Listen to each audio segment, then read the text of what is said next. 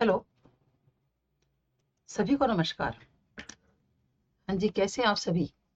हाँ जी, आप सभी का अचीवर एकेडमी पर स्वागत है। तो देखिए, आज जो है हम लोग जो पंजाब के अंदर जो कैडर की भर्ती है उसके लिए बात करते हैं हम लोग कि उसका क्या सिलेबस रहेगा। जो भी बच्चे पंजाब के अंदर लेक्चर कैडर की भर्ती के लिए तैयारी कर रहे हैं उनको क्या क्या पढ़ना है, उनका सिलेबस क्या रहेगा। तो देखो, पहले सिलेबस पर बात करते हैं, उसके बाद आगे की बात करेंगे, ठीक है? क्योंकि देखो, जो तैयारी है ना, तैयारी जब वो सही दिशा में की जाए तभी फल देती है। तो जो भी बच्चे पंजाब के अंदर लेक्चर कैडर की भर्ती की तैयारी कर रहे हैं, लेक्चरर की, तो वो इस सिलेबस को जहां पढ़ते हो वहां पर आप लगा लीजिए, पेस्ट कर लीजिए इसको, और फिर एक एक टॉपिक को देखिए, तैयार कीजिए। कैसे करने हैं वो हम बाद में बात करेंगे। तो देखो, सबसे पहले है कि भारतीय काव्य शास्त्र के सिद्धांत। काव्य शास्त्र का जो पोर्शन है वो सबसे पहले दिया हुआ है, ठीक है?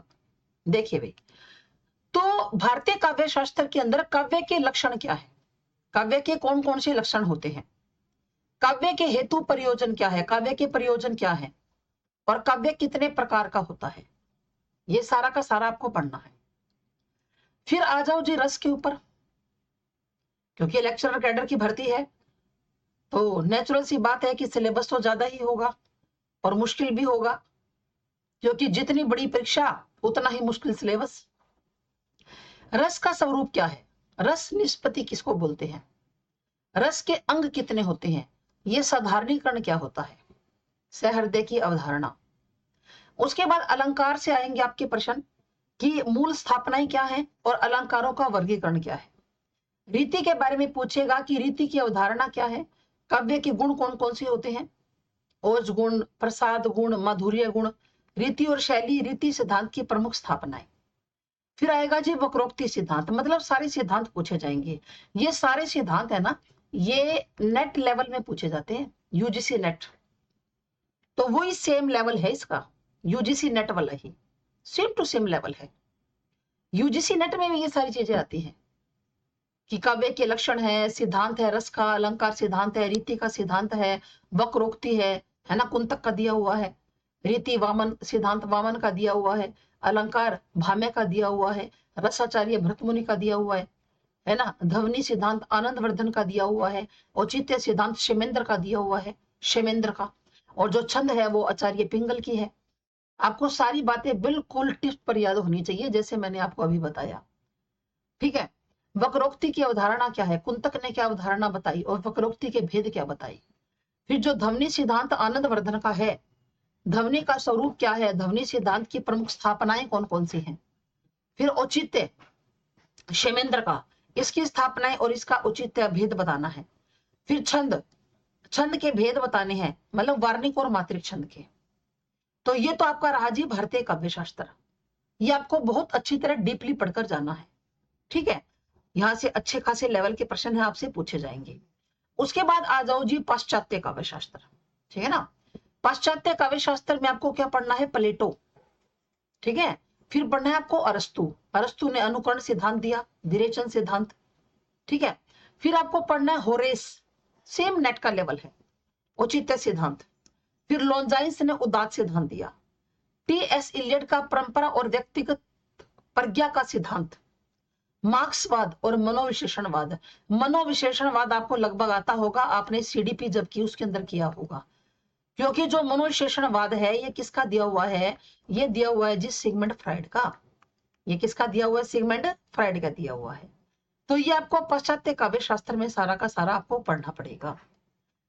अस्तित्ववाद, शैली विज्ञान, संरचनावाद और उत्तर आधुनिकतावाद, नारी विमर्श और दलित विमर्श, ये सारा आपको पढ़ना है।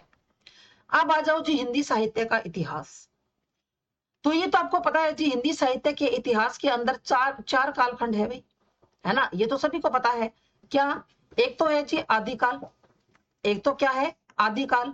अब आदिकाल में आपको सारा पढ़ना है ना? आदिकाल से पहले हिंदी साहित्य का इतिहास, काल विभाजन किसने किया, किसने इसकी सीमा निर्धारित की और उसका नामकरण क्या क्या रखा गया, है ना। आदिकाल पढ़ना है आपको, रासो सिद्ध जैन साहित्य, आदिकाल की प्रवृत्तियां, रचनाकार, काव्य धाराएं।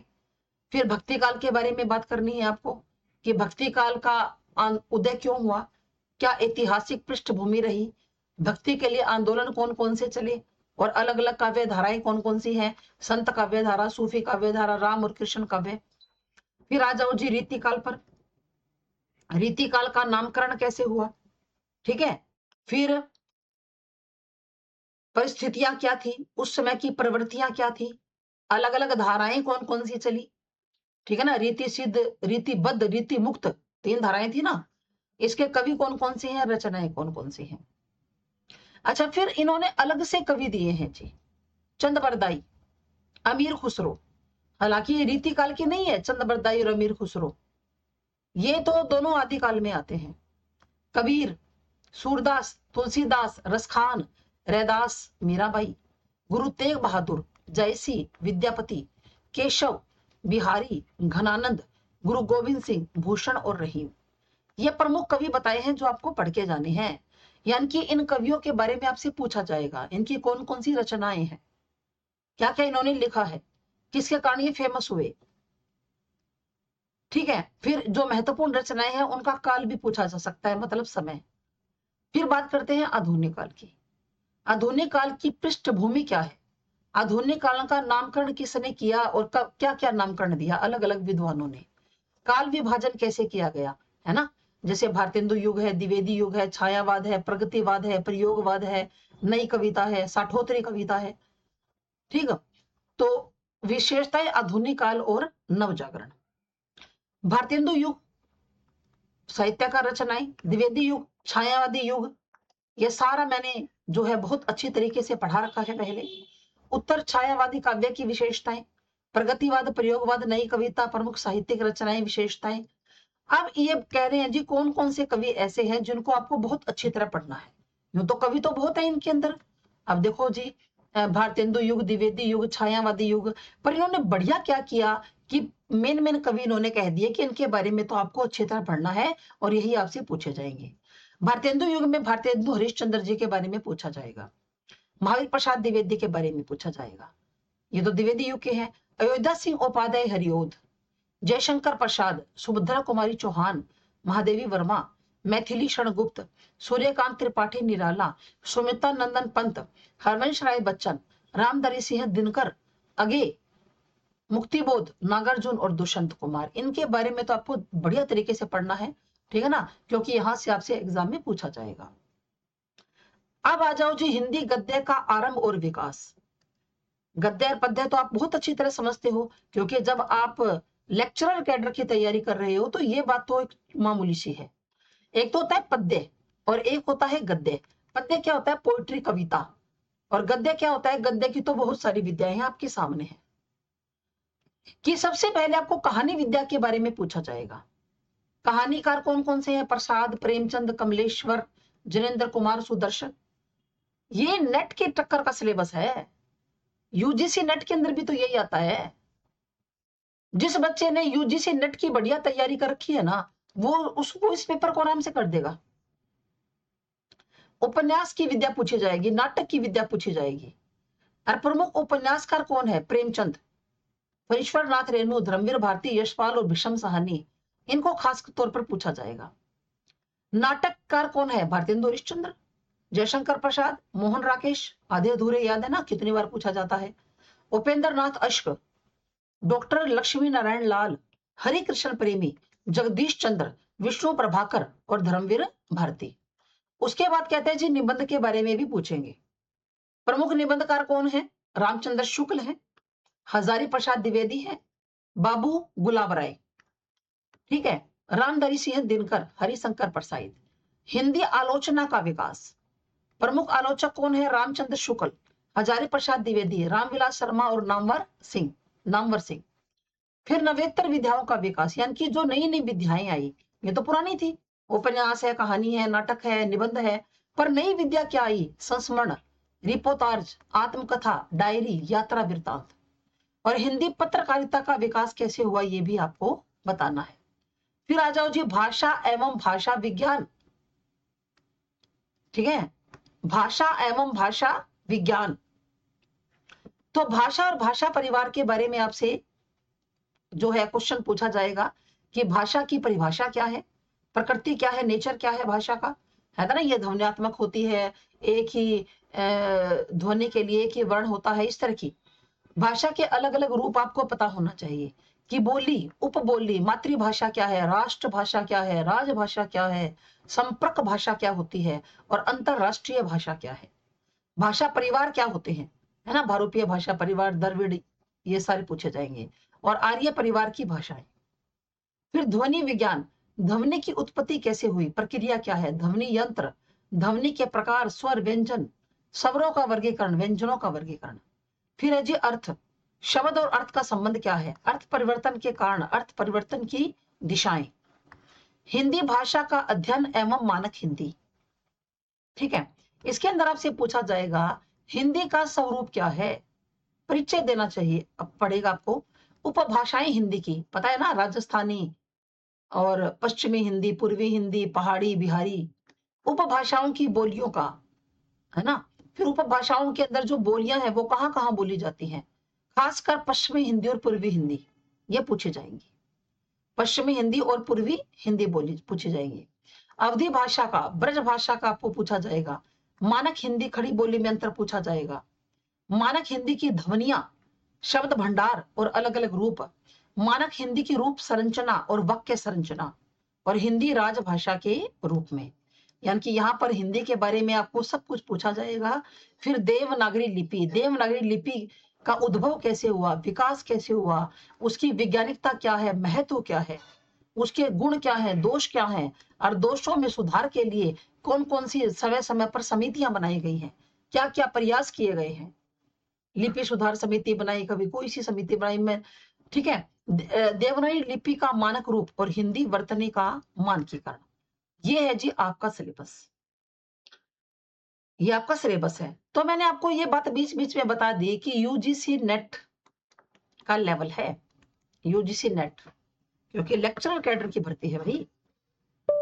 अब आपको जहां पर या इतना जितना मैंने बताया उसमें कुछ एक टॉपिक को छोड़ दें, कुछ एक पाश्चात्य जो काव्य शास्त्र के टॉपिक को छोड़ दें, और कुछ दो एक टॉपिक भारतीय काव्य शास्त्र के थे, ठीक है।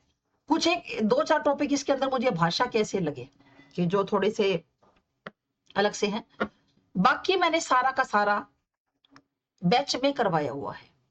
आप कहोगे जी कौन सा बैच, मैडम आपने कौन से बैच में करवाया हुआ है, तो देखो जी, जो अचीवर एकेडमी पर आपको रिकॉर्डेड बैच मिल जाएगा टीजीटी पीजीटी हिंदी का, ठीक है ना, टीजीटी पीजीटी हिंदी का रिकॉर्डेड बैच आपको मिल जाएगा।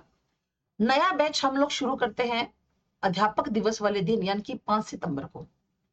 तो टीजीटी पीजीटी के बैच में मैंने ये लगभग यूं आप कह सकते हो इसके अंदर से भाई 90% मैंने करवाया हुआ है, मैं ज्यादा नहीं कहती, 90% मैंने करवाया हुआ है, बल्कि ज्यादा ही है, 90 से इतना मैंने करवाया हुआ है। कुछ एक टॉपिक रहते हैं 5-7 जो भी अभी मैंने कुछ बोले वो करवाने बाकी है, ठीक। तो अगर आपको जरूरत है, आप कोई एक ऐसे बैच की तलाश कर रहे हो जिसके अंदर आपको बढ़िया कंटेंट चाहिए, साथ में विद क्या चाहिए आपको, पीडीएफ चाहिए, तो आप ये बैच ले सकते हैं, आपको रिकॉर्डेड फॉर्म में मिल जाएगा। फिर इसके अंदर एक बढ़िया बात हम लोग और कर देंगे कि जैसे ही 5 सितंबर को हमारा नया बैच शुरू होगा, तो जो अब बच्चा बैच लेगा उसको उस बैच में एनरोल भी कर देंगे जी, और बोलो जी, उस बच्चे को नए बैच में भी एनरोल कर देंगे, लाइव बैच उसका शुरू कर देंगे, ठीक है। अच्छा जी, बात रही यूजीसी नेट की, तो यूजीसी नेट का जो बैच है वो अचीवर एकेडमी पर हिंदी का स्टार्ट हो चुका है। इसके अंदर 3 यूनिट तो मैंने करवा रखी है, बाकी की यूनिट मैं आपको करवाऊंगी कब, 1 अगस्त से, परसों या 1 अगस्त तो, है ना, 1 अगस्त से जो है हम लोग ये स्टार्ट करेंगे, कल से 1 अगस्त, कल से हम लोग स्टार्ट करेंगे क्लास को, और जितना भी इसके अंदर यूनिट रहती है वो मैं सारी आपको करवाऊंगी, सबकी आपको पीडीएफ दी जाएगी, कोई इश्यू नहीं है किसी बात का। और जिन बच्चों ने यूजीसी नेट का बैच ले रखा है अचीवर एकेडमी पर, वो बच्चा 1 अगस्त से ज्वाइन कर सकता है। ठीक है, हर रोज क्लास होगी आपकी, और जितना मैंने करवा दिया वो यूनिट वाइज सेट कर देंगे और नई यूनिट से स्टार्ट कर देंगे जी। यानी कि आपको जितना भी डाटा मिलेगा ना यूनिट वाइज मिलेगा, ऐसे नहीं मिलेगा खिचड़ी सी बनी हुई। उसके अंदर बाकायदा लिखा होगा पहली यूनिट उसके अंदर ये है, सेकंड यूनिट में ये है, साथ में पीडीएफ अटैच होगी सबकी, ताकि आपको दिक्कत ना हो किसी भी प्रकार की। ठीक है, तो जो भी बच्चा बैच को ज्वाइन करना चाहता है या नया बैच खरीदना चाहता है, ज्वाइन तो वो बच्चा करेगा ना जिसने ऑलरेडी ले रखा है। जो बच्चा नया बैच खरीदना चाहता है वो खरीद सकता है बेटा, कोई दिक्कत नहीं है किसी भी प्रकार की। और आपको बहुत अच्छे तरीके से जो है मैंने पहले करवा रखा था वो आपको मैटर मिल जाएगा, नए बैच में भी आपको एनरोल कर देंगे। ठीक है, तो थैंक यू आप सभी का, धन्यवाद। तैयारी कीजिए मन लगाकर, तो जरूर आपका सिलेक्शन हो जाएगा, पेपर क्लियर हो जाएगा आपका। एक एक पॉइंट्स को पढ़िए, उस पॉइंट को क्लियर कीजिए, फिर टिक मार्क कर दीजिए कि ये पॉइंट मेरा क्लियर है। ठीक है, तो थैंक यू, धन्यवाद आप सभी का। जय हिंद, जय भारत।